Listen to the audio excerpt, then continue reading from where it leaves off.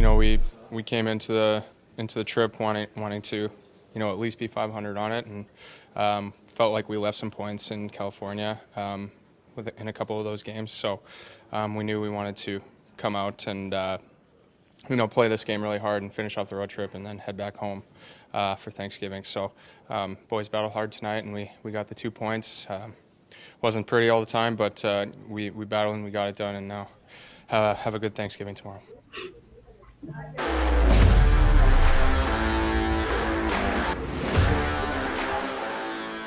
All right, welcome to the Hockey Hub. Sophia and Kasey here with you. Kasey in Florida with her family for Thanksgiving. So thanks for jumping on, because you're actually off today, but looks like you're working, girl. You're going to come back to after. I know. And they're making sure I get to them quickly. So I'll apologize in advance if you guys hear a bunch of noise and cackling and things. I evicted them as far as I possibly could, but I'm one of 4. So anyone that knows how it is with siblings and trying to tame them as the youngest, it's borderline impossible. So we're in for a fun one. Honestly, it'll be more entertaining. We've got a big show. The Bruins are playing at 1 o'clock at TD Garden against the New York Rangers. It's a classic Black Friday game. It's not always against the Rangers, but often I've seen them, at least since I've been here for 6 years. It's been at least 3 games with the Rangers. We've got Pete Blackburn on the show. We have Colton Orr a little bit later. He's going to be playing in the Shoresy Classic. So we're going to talk about that and preview this one against the Rangers. But Pete's waiting in the shadows over there. So let's bring him in. Pete Blackburn from What Chaos and a lot of other things. Pete, thanks for coming on again as a guest ahead of this game today. Of course. Thanks for having me. Hope you guys had a good Thanksgiving. I hope you did too. We did, I think. Kasey's in Florida with her fam. I was with my coworkers, dude. Like, tell me to get a life. I had Thanksgiving with my coworkers. Is that sad? No, it's part of the job. I mean, I don't know if you saw all the Aaron Andrews discourse going on Twitter and X yesterday, but like, that's the job, and we all signed up for it. We all love it, and it is what it is. Okay, wait, I didn't see it. Do we have time to get into it, or should I just move on? I didn't see what was going on with Aaron Andrews. A bunch of people started, like, Aaron Andrews was just describing what the job is and like how it leads you to miss holidays and you have to, and quoting make a professor, by the way. Yeah, like, it was not her complaining, and people twisted it into her complaining and made a big deal over it, and it was just ridiculous. Nothing on the internet has ever made more ridiculous than somebody taking something out of context and blowing it up. So. Yeah. Totally okay. Agree. It was annoying. Okay. You would have hated it, Sophia. It was really annoying, but it is what we do. We sacrifice. This is the first Thanksgiving I've come home for in years. So. Yeah, it is. I mean, you miss Christmases, and your coworkers do kind of become your family. I'm assuming she was kind of talking about that, because that's what it's like for me. Like, you work evenings, weekends, nights. They're kind of your fam, and that's what life is, Pretty much. Anyway, okay. All right, guys. Listen, Pete. Marco Sturm, we're still getting the sound, but Marco Sturm, fresh off of talking around 11:40 today, because we got the 1 o'clock game ahead of the New York Rangers. First, before we get into that, your thoughts on the road trip. You heard Tanner Jeannot coming in off of the last game against the Islanders. They finished 500. They did leave a couple points on the table earlier on, but I think ending with an even 500 and getting, battling back is a good way to end a trip. What were your thoughts on it before we preview this Rangers game? Yeah, a bit of a frustrating road trip in California, but not in ways that necessarily negatively reflect the Bruins. Like, it definitely felt like they left some points on the table, but you can also argue that they got goalied in a couple of those games too. Like, Askarov went crazy. Dostal was awesome in the Anaheim game. So, like, it's just one of those games, or one of those trips where it kind of felt like it exposed the Bruins for what they are going up against, stacked circumstances. Like, they don't have the talent to overcome getting goalied on a lot of nights. And we saw that kind of come up, but I didn't feel like they played poorly. I didn't feel like they packed it in. I didn't feel like those were lifeless games by any means. Were they sloppy? Sure. But there were circumstances that were kind of stacked against them, and they left points on the table, and it can be frustrating. It can be gutting, but it wasn't a necessarily a reflection of this team, like, losing itself or losing track of what they're supposed to be. Yeah, I like the explanation of not them losing themselves in a sense. I know that there's been so much hype and conversation in the past week or two about like what this Thanksgiving measure might actually mean. So like heading into the road trip, how did you feel about where they measured up? And then did it change where you think they could actually compete now that we're at that, Thanksgiving test, that Thanksgiving measure? No, I mean, I don't think it changed anything really. Where I kind of evaluate this team is I feel like they're sort of a middle of the pack, maybe below average team that is kind of pulling all in the same direction and playing really, really tough, gritty hockey, which is, the hockey that it seemed like the front office wanted them to play and the identity that they wanted them to have. And to their credit, it's elevated them as a group from a talent perspective. Rising tides lift all ships. It feels like this team on most nights, like they play and punch above their weight class and their talent level because they're all pulling in the same direction. And a lot of these wins are ugly. A lot of the losses have been ugly in certain ways, but this is not an elite team. It's not an upper echelon team. I don't expect them to really survive the wear and tear or survive 7-game series down the stretch if they do make the playoffs. But if you're looking and evaluating it on a bridge year perspective, you like what you see in terms of the culture, in terms of the buy-in, in terms of what Marco Sturm is getting from this group, what Marco Sturm is showing as a first-year head coach in the NHL. It feels like there are a lot of positives to take, even if there isn't a true belief that this is a team that can win a Stanley Cup or really make some noise in the postseason. Do you, and I want to continue that conversation, but just really quick back to the standings. Do you care? Is this year different with the condensed schedule and then that crazy break? And we don't know what injuries are going to happen during the Olympics. Hopefully none, but you can imagine some teams are going to, I don't know, some guys are going to suffer some things, whether they're minor or major. Do the Thanksgiving standings mean anything to you this year at all? What I'll say is, they mean something to me in a totality sense, because the parity in the Eastern Conference this year is pretty staggering. Like, it's unbelievable that 5 points separate the top team in the Eastern Conference and the bottom team in the Eastern Conference total. Like, every team kind of has a shot here to make some noise and to get into the dance in the spring. And if you're the Bruins, like, if you had asked me at the outset of the season, do I want the Bruins to make the playoffs? I would have said probably not, just because it's, it means that maybe they're kind of, wasting a bridge year and wasting an opportunity to get prime draft position and, get another player in their stable when they're trying to build for something on the bigger picture. But at this point, it's like everybody's kind of in the mix. And if you can get some experience and get some get into the playoffs and maybe get a little bit of postseason experience for this current group and what you're trying to build on a long-term perspective. At this point, I'm kind of buying into that. And I say, win as many games as you can and get this momentum going for the bigger picture. I love the idea of buying. Oh, sorry, Case. Sorry, I'm just going to follow up here. I love the idea of getting playoff experience for these guys, because we know they're not going to go far this year, but that's going to mean so much than finishing whatever just outside of the playoff picture and then having a longer summer. We have the Sturm sound ready, so we're going to throw to that to hear the update, because there are a lot of lineup changes for tonight, and we'll be right back to talk about it with Pete and Casey. Where you want me to start?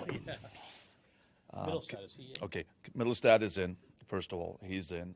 Didn't practice with the group yet, but because of we're short today, Saka and David will be out. So that's why we need him. Tufty will be in, so we lost the first line from the other night. Saka, David, and Blumel. Blumel will be out too, long term. I think, I'm not sure yet. He's going to have more testing. The other guys will be day to day. David and Zaka, what are their situations? No, day to day. Again, we didn't. I gave him the day off yesterday. That was something. It came up today, and so we have to wait till tomorrow. Corby. What's the mindset of the group having that many guys out? I know it's been next man up mentality. No, it's very easy because we've done it before, and I just told the group I'm not worried at all because we done it as a group before with a lot of guys out, and as long as we play with our structure, especially without the puck, we'll be good. What do you see from the Rangers? You know, they had a tough start, but they've been pretty good as of late. Very good on the road. Slowly getting their guys back too, so we know how they are. And it's always a challenge and always a nice thing to play the Rangers. As a rivalry, especially at home. All right. Millsap back to the middle. Who's he skating? No, he's on a wing. Yeah, with Coos. Marco, coming up on the 20th anniversary of your arrival here in Boston, and when you got here, Sully was the coach. And Yeah. Now you're in this building coaching against him. Just what's that dynamic? Yeah, no, he's. I gotta say, I know he was a coach and he was very young when I got here, but I always loved him. I loved him as a coach. I loved him as a person. Even now, every time I see him, we always chat. He's just one of those guys. Maybe because of the Boston connection, but he's probably one of the best coaches in the league. And no, it's for me. It's special, not for him, but for me. Coaching now against him, and he's one of those guys. I always look at it, because that's one of the guys you want to end up being. And if you look at his career, it's pretty impressive. So he's a nice man, a very good coach, and I'm glad I had the chance to work with him. What was his message to you when you first arrived here? I mean, obviously that was a kind of a difficult trade, not difficult, but a big trade here in Boston. And when you got here, Yeah, no, I remember actually because we got here early. All the guys were out. We came in here and he was waiting for us here in the locker room, and we just kind of welcomed us. I know it's a difficult trade and situation, and he calmed ourselves down, and especially me because he put me right on the first line, so I was very happy with that. But no, overall he was very good to me, and that's why with this strong accent to the Boston accent, he got me going right away. And no, like I said, he was great. All right, guys.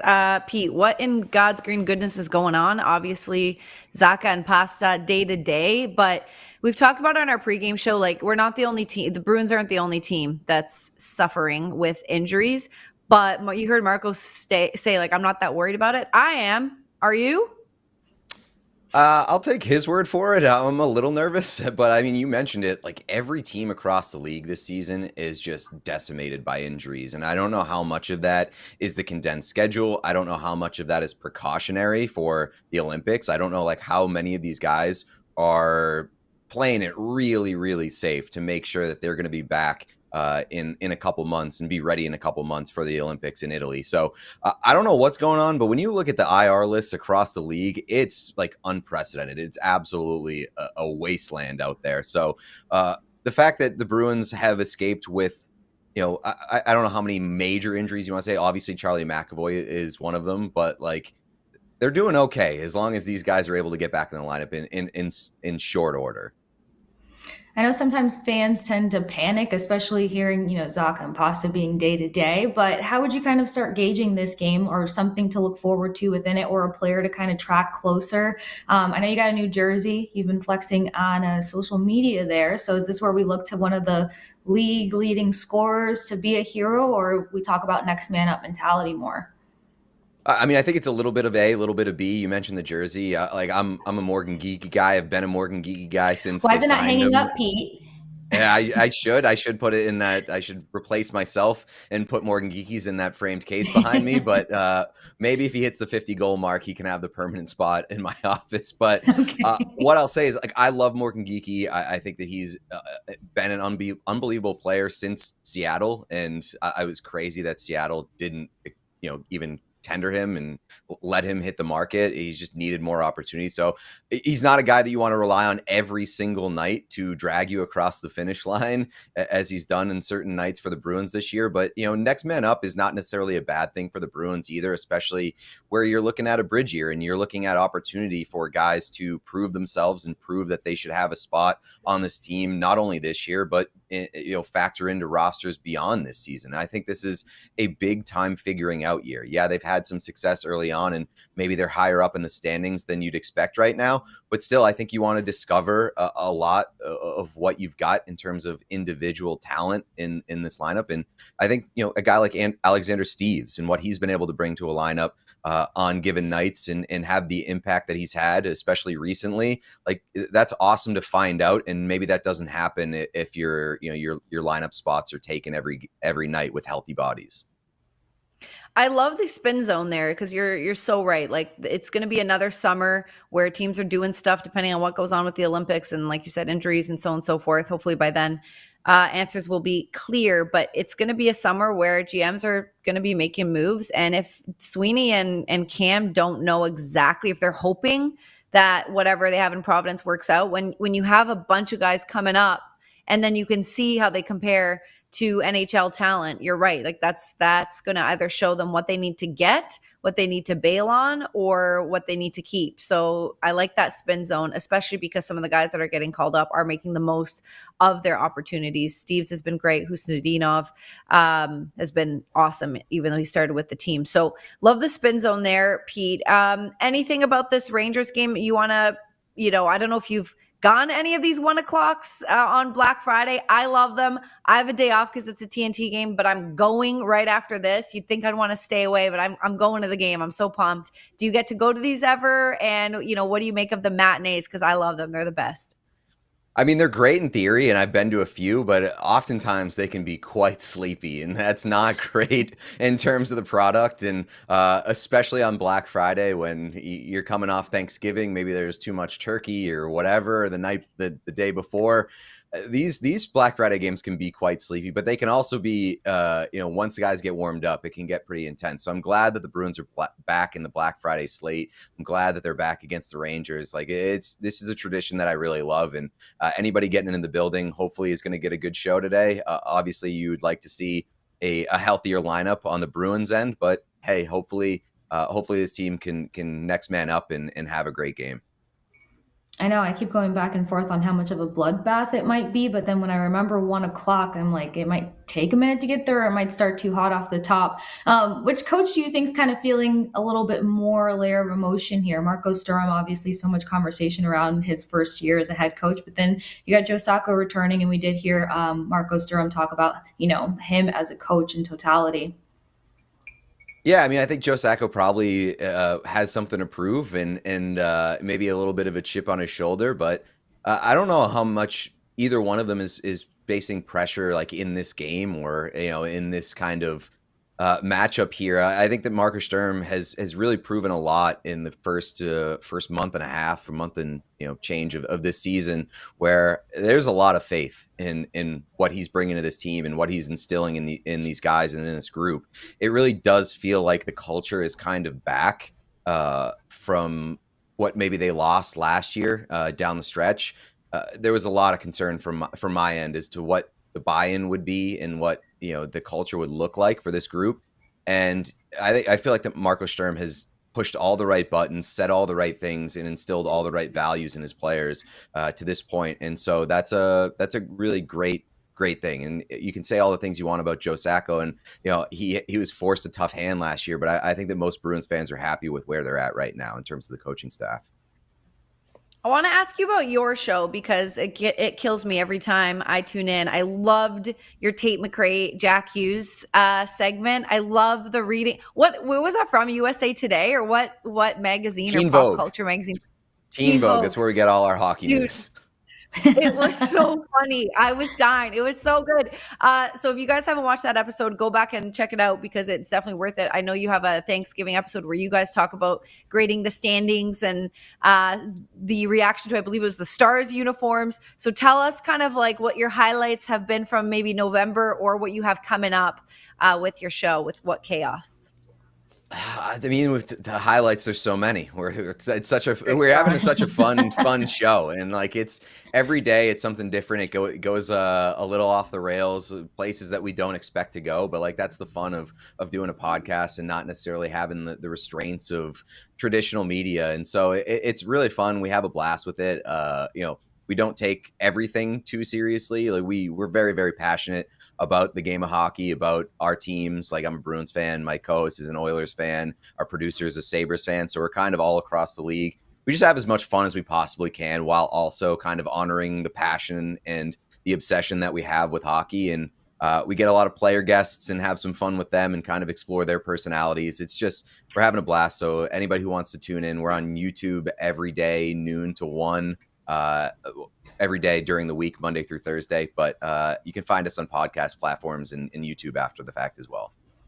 All right, twofold question. Is Tate McRae a mole? Because they're saying that she's trying to help out Team Canada, and I'm really invested, more invested than I thought I would be. And then what did you make of the USA uniforms? Love the Team USA uniforms. Don't mess with classics. That they did a perfect job.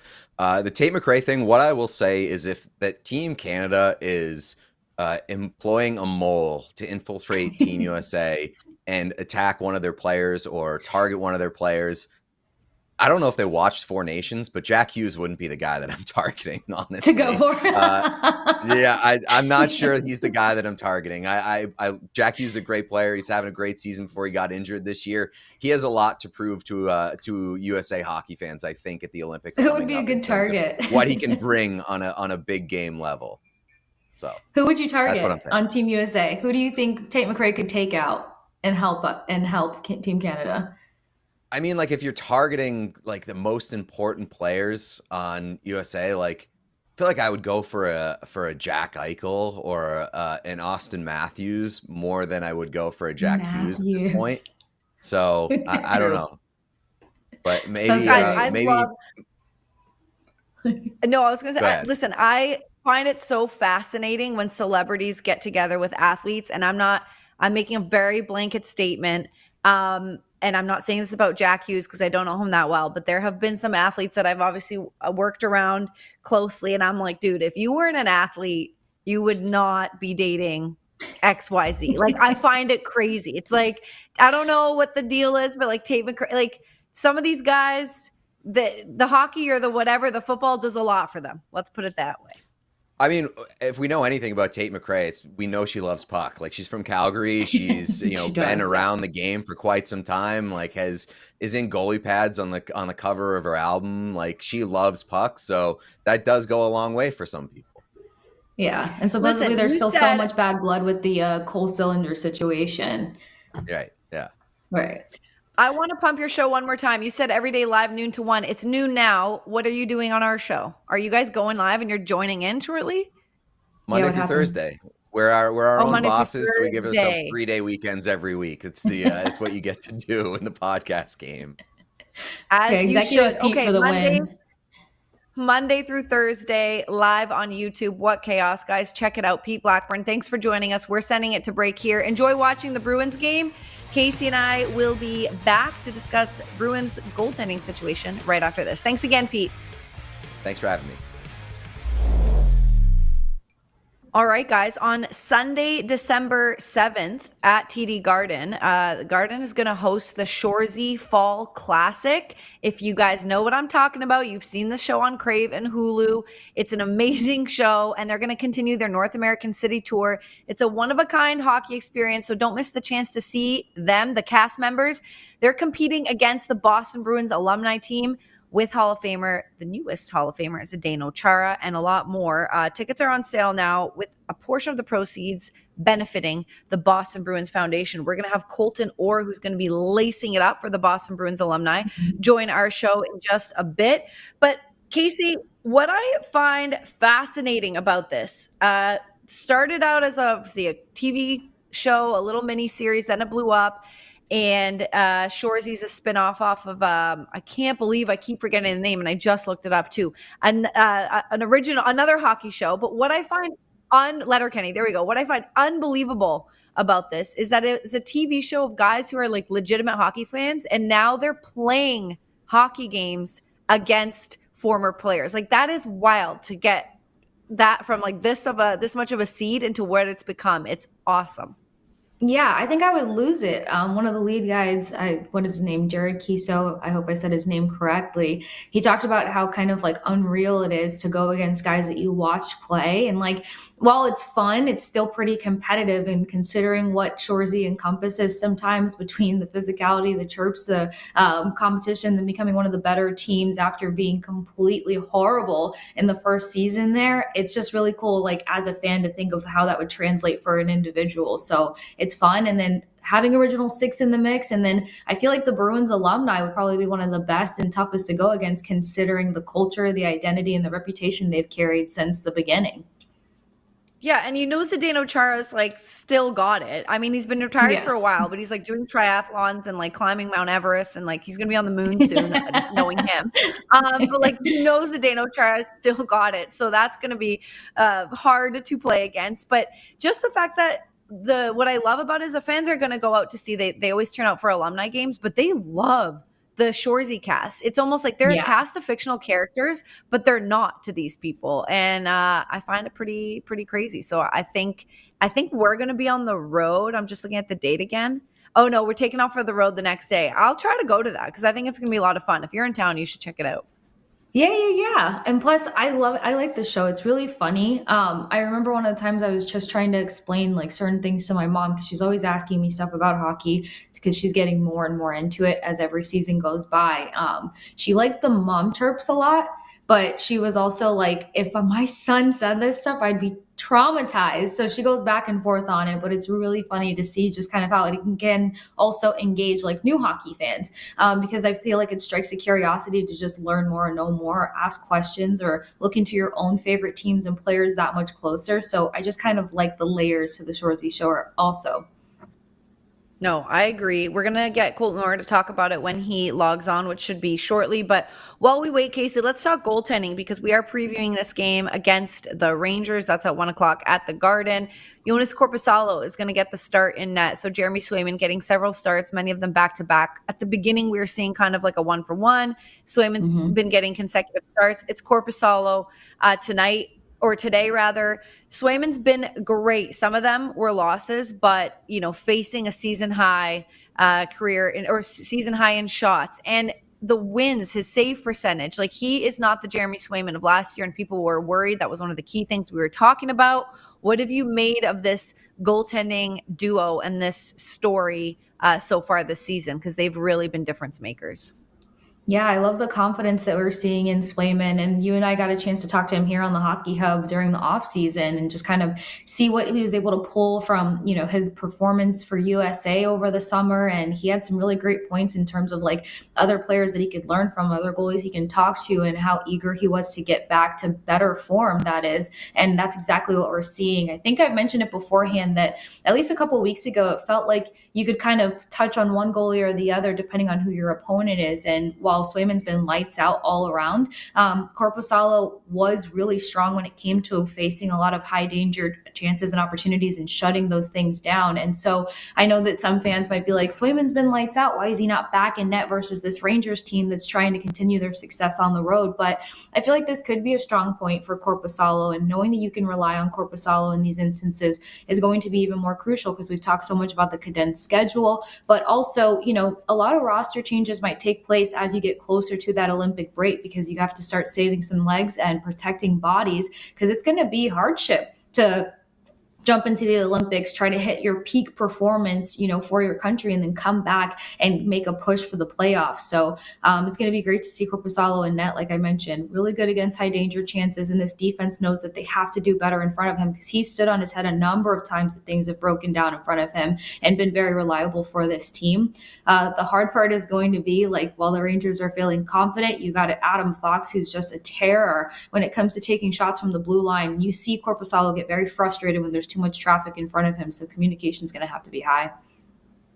No, 100%. Before Swayman and Linus, they were kind of like 1A, 1B, right? There was no real backup, right? And then before that, Tuukka Rask and Yaroslav Halak were a duo. And I came in kind of near the end of that duo. But they were also like, the big storylines were You can play either of them. They did kind of share the net more than not. But having Joonas Korpisalo, if we're calling him the backup to Jeremy Swayman, and he is, like, in terms of contract, and you do want Swayman to play the majority of the games, like, that's what hockey used to be. And that's kind of, I think we've just been spoiled with having two number one goaltenders. Joonas Korpisalo is an awesome backup and would be a starter and on many other teams. I like how this responsibility is shaking out. And correct me if I'm wrong, because I've been thinking while you were talking, has there been a goal that was like, oh, just like a bad goal on a goaltender's part in terms of these two guys? Maybe one or two, but I can't think of many where I'm like, oh man, the goalie should have had that. Like, they're both making it possible for the Bruins to win and doing their job, Korpisalo included. Yeah. There's definitely been like maybe 2 or 3 soft goals apiece that have taken place. But I mean, sometimes too, it could just be when there's not a high shot volume situation taking place. And like, not that goalies get cold per se, but I feel like they just kind of get sharper as the pressure gets higher. And I mean, very much we saw that out of Swayman on Wednesday. So I feel like those soft goals are going to sneak by some of the best time and time again. But considering what last year looked like, I feel like both of these guys made a strong stride forward, and they both talked about how much they like the competition kind of not having that strong 1A label, but knowing that the conversation's there. 100%. Joonas Korpisalo getting the start in net this afternoon. It's back-to-back as the Detroit Red Wings are playing Saturday evening at the Garden. So we imagine Swayman is going to get that one, and then we'll see how it shakes out for the rest of the week. But Kasey, we have Colton Orr ready, and he's going to be playing in the Shoresy Classic as part of the Boston Bruins alumni. Colton, welcome to the show, and congrats on your debut with the alum. What drew you to this game? Oh, thank you so much. Well, first of all, just, being back out with the alumni is going to be fun. Last year, I actually played a game against the Boston Bruins alumni with the Danbury Hat Tricks in a charity game. It was a great event, and we had a lot of fun out there. So it's going to be great to actually be wearing the black and yellow again and putting on the Bruins jersey and going out there and playing against Shoresy. It was just a lot of fun, great show. Love watching it, so it's going to be great to be on the ice with them. Oh, awesome. Well, welcome. I think it's going to be super fun. I don't know how much you follow Shoresy and how much you know about the cast and the characters. I don't watch full episodes, but the YouTube clips that go viral or on Instagram, like, they're so funny. What do you know about this crew? And what do you know about them? Yeah, so I know Jared a little bit. He's a bit of a friend of mine. I've kind of met him throughout a lot of those different hockey things. My brother was actually on the Don Terry show with him as one of the extras. So we've had connections going way back to the family. So it's just gonna be great to be out there. These guys, they're good players. Not only they're good actors and are great on the screen, but they can play a little bit of hockey. So I think they're going to challenge us out there in this game on the weekend. Listen, Kasey's having audio issues, so it's just me and you right now. She's not ignoring you. She's not being mean, okay? Yes. But I'm going to keep going with questions until she can, get back in here. But I wanted to talk about Zdeno Chara. Obviously, you've had a chance to play against him, and now we were joking. I don't know if you heard, but we were joking while we were getting your shot set up that, like, this guy, he's been retired for a while, Hockey Hall of Famer, but he's running these crazy ultra marathons. Like, he's still got it. What do you think it's going to be like playing on the ice with him? Oh, it's going to be great. I definitely have gone up to him many times in the playoffs, and he's such a competitor and such an athlete and such a great hockey player. So it was always a competition, always compete level was high. Actually, I've got the stick up there behind me is Zdeno's, that tall one. He signed a stick for me one of the seasons we played against him, and so it'd be nice to be on his team. I didn't like getting in front of his shots or when he was hammering the corner, things like that. So definitely going to be more fun to be playing with him than against him. Now, in terms of the style of hockey, we're getting a little bit serious here, and we can continue to talk about the classic. But there was an episode where they talk about it in the show. But when we're looking around the league, talking to different analysts, like, we've seen that the style of hockey has changed. And as a former enforcer yourself, and in terms of like Cam Neely and Don Sweeney, by the way, they said they want some more piss and vinegar in this team, right? They want a little bit more of that toughness. That's what they said a lot in the summer. That's what they went out to get. So that's the kind of style that they want to have. But do you feel like it's leaning more in towards this European kind of style of speed and finesse versus toughness? And do you think that the league is kind of going that way? No, I think you have to have it all. Definitely you want the speed, you want the skill. The game's a lot faster, a lot more puck possession, a lot more control. Now in the game, you want to have that puck all game long. But I think what's different is when you get to playoffs, the game changes a lot. And if you look at the teams that are winning and competing and going far in the playoffs, they're hard to play against. They're physical. They stick together as a team, and they have that piss and vinegar, and you need that. So you got to find that balance of having skill and speed, but you want those type of players that are going to be able to battle and compete through playoffs. And, when time gets tough and the game gets a little bit harder. All right. Officially, hi, Colton. Sorry about that. I couldn't hear anything you were saying. But on the lines of you being an enforcer, I've got to ask one of the most important questions. What was your chirping style, if you had one? Because we hear a lot of chirps from the Shoresy show. So you're going to have to be prepared or practice those if that wasn't your thing. Yeah, there's always, I just used my fist to back it up. I was kind of quiet out there and, so I didn't say a whole lot. I feel like the quiet ones are kind of the scary ones sometimes, the ones that run their mouths and talk all the time. I think they have a self-confidence that, doesn't always add up. So for me, I kind of had that quiet style and I just backed up whenever I had to. Hey, listen, I would way rather someone chirp me than just give me the silent treatment and know that they're plotting something in their head. Like, first of all, if I played, I'd be running. Like, I'd be running the other way. I don't know if I'd put my money where my mouth is. I'm not good at that. Learning. Now, you played, the Bruins are dropping the puck in like 20 minutes, and you played for both the Rangers and the Bruins. Do you like the matinee games? Are you still watching a lot of hockey? And it's okay if you're cheering for the Rangers in this one, but we did want to ask you, do you hope, it goes either way for either team today, or are you not that invested anymore? Well, no, I'm very involved. I work a lot with the Rangers alumni, the Boston Bruins alumni. So it's great to have played with such good organizations. I played 3 original 6 teams with the Toronto Maple Leafs as well. So very privileged to play with really 3 great organizations, 3 great cities. Some of them are rivals and, definitely compete against each other. But today, just looking for, you want a good hockey game. It's going to be a tough matchup, 1 o'clock game. Definitely the Rangers have been better on the road right now. So I think this is, a game for them where they're looking to want to come in there and try and find a way to win this one and stay hot on the road. So I think it'll be a good matchup. The Bruins have been playing really well as late as, so it's just going to be a great 1 o'clock matchup today against the Rangers and Bruins. So just looking for that. That's all we can ask. What was that rivalry atmosphere like for you? Because I feel like a number of players talk about, there's intense games, when you're going against some of the best players in the league, but that rivalry atmosphere always just kind of had something different to it. Yeah, I think those games you want to play in, you want that little extra to it. I think those are the ones you mark on your calendar and you circle and you're ready for. I think those are the kind of ones that were, they get, they're not always pretty. They're going to be physical. They're going to be hard. You're going to hear guys chirping. So those kind of the ones you want, those rivalry games. I think they're a little bit more competitive. And again, they're, might be early in the season, but they mean a lot. Colton, you bring up playing for the Toronto Maple Leafs as well. So you wouldn't remember me. That's why I didn't want to bring it up. Like, you wouldn't remember me. I was a young intern at the time, and my only job was to get sound for like a radio station. I was like going in, getting sound. I was very intimidated. There weren't a lot of women in the dressing room yet, but I want to tell you that you were very nice to me. You were always very nice to me, and I just wanted to publicly give you a shout out because I was very intimidated, and the days were different back then. I don't think players were as used to as many people there are in dressing rooms now or as accommodating, but you always were. And they always say the tough guys, the enforcers, are always the nicest, and you proved that to be true. So I just want to say thank you for that. Well, thank you. That toughness was just my persona on the ice and a big teddy bear off the ice. And you know what? Good personality set the culture. Sorry, Kasey, go ahead. No, go ahead. I was just saying good personalities help the culture.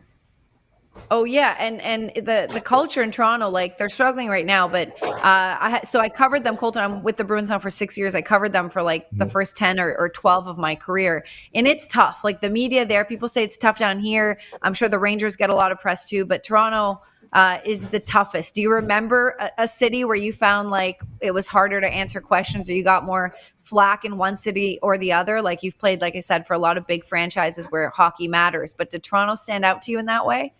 It did. Toronto's got a tough media. It's hard to play against. It's their main sport. You go to other cities, you go to New York, you go to Boston. They got football, basketball, big fan bases there. But when you go into Toronto, it's all Canada that's cheering for it and watching that kind of stuff. So the media can be tough. It's a tougher place to play in. So you got to be able to rise up, and be ready for those kind of things if you're going to play in that organization. Yeah, I think it's awesome that you got a chance to play for a couple original 6 teams. That's for sure. But when I got to Boston, I just realized that the drawing for alumni was pretty tremendous. And you hear how impactful Boston has been for so many NHL players. Like, what drew you back to be a part of this organization and, to start playing as an alumni?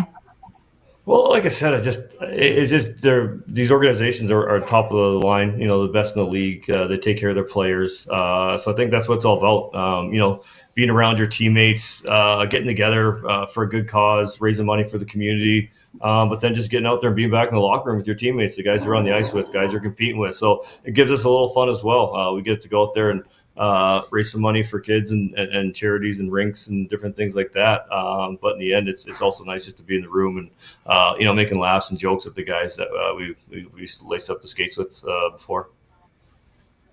Well, listen, have the best time. It's just about a week away. Have the best time playing at the Garden against guys that you know well and with guys that you know well as well. And maybe we'll have you on after just to talk about it. But Colton, thanks for giving us your time. We've got to send it to break here. Have so much fun in a couple of Sundays at the Shoresy Classic. Thanks again. Thank you so much, guys. Really enjoyed it. Thanks for having me on. Awesome. Colton Orr joining us. We'll be back. Kasey and I will be back to talk more Bruins and Rangers next.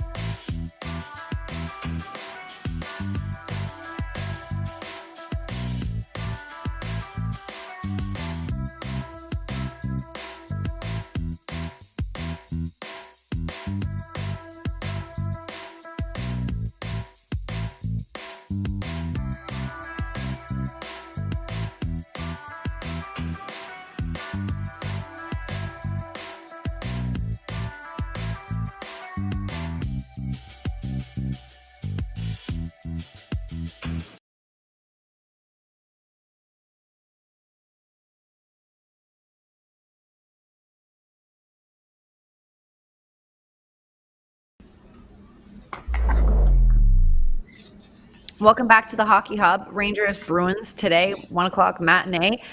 Can't wait for that. It's a TNT game, so not on Nesson, but join us Saturday. But come back, okay? Please join us Saturday at 6 for our pregame because we've got the Red Wings, Kasey, for a home and home. I love those. They did that a lot when I was growing up, and you guys know I watched the Toronto Maple Leafs. So there was you can drive to Buffalo. It was 2 hours. Ottawa wasn't that far. Montreal a little further, but they did a Detroit. That was another classic. I love the home and home when they're just back to back. There's no games in between and you're facing them on one rink and facing them on the away rink and the home rink. But that's going to be Detroit. So we don't need to get into that today. You always do consider this, and you're great at previewing the strengths and weaknesses and how these two teams match up. I don't know if with the injuries or with the day-to-day status of Pavel Zacha and David Pastrnak, if that's changing for you. But what do you got in terms of maybe the toughness? Do you want to start with there, like with the Rangers and Bruins, and how you see them matching up?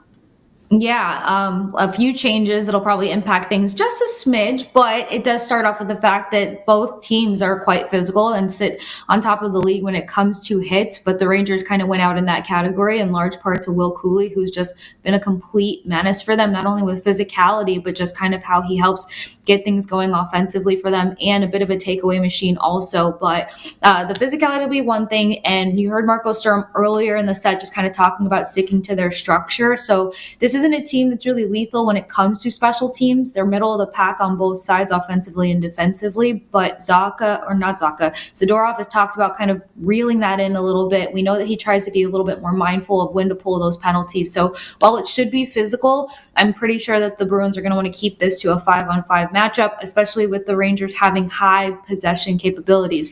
They're stronger in the face-off circle, and they are really, really good when it comes to takeaways. Adam Fox has been tremendous in that sense, is tied for third when it comes to takeaways overall. That's girl. Listen, do you think listen, anytime you have Pasta and Zacha out, it's going to change the matchup. But how do you feel like? So Middlestad's back in, by the way. I didn't mention that. Yeah. But Murat Huseynov at center, Middlestat back in. Is this going to be a very lopsided game in terms of goal scoring, or do you think the young kids can kind of make up some of that offense with their Middlestat speed and his passing skills? I think this is where the defense is going to feel a little bit more pressure, because Mike Sullivan is a really smart coach. And with the defense that he's running, it's all about quick passes, zone to zone. And he does quick shift changes, which Paul Maurice does with the Florida Panthers as well. So these two things in combination create a lot of odd man rush opportunities. And you saw a close matchup where they fell short to the Utah Mammoth 3-2. And they've been another team who have been fated to have a lot of these 1-goal games, as the Bruins have. So it's kind of like who's learned the tougher lesson in the past month or two and how to get on the other side win-wise of those 1-goal games. But defense is going to have to make sure that they manage that pace that this team's going to try to come out with, and those quick transitions when they try to jump out there and create that scoring chance and opportunity. But I feel like Huseynov is getting more confident. Middlestat sees the ice very well, and you still have some key guys in like Morgan Geekie. Fraser Minton and Alex Steeves are circled on my list for this game because Steeves has shown a lot of two-way capability. We know Minton has as well, but their ability to get closer to the net, and Steve's kind of coming in either on the left or right side. When you're working in those dirty areas, that's been a way to kind of sneak past Igor Shesterkin, and he's let up most of his goals right there in the crease. So the Bruins have a chance here with the talent that'll be out in the mix, but Zacha and Pasta led in high danger opportunities for the Bruins. So that's where things got a little testy, but the opportunities will still be there because you've got talent that can get into the mix. One of your points is camp out. Point number 4, camp out in the crease. So we know that Joonas Korpisalo is in that. We have already kind of talked about that, but if you want to kind of wrap up in terms of goalie battle, I'll pass it your way. Yeah, it's going to come back to Adam Fox and actually Braden, what's his name?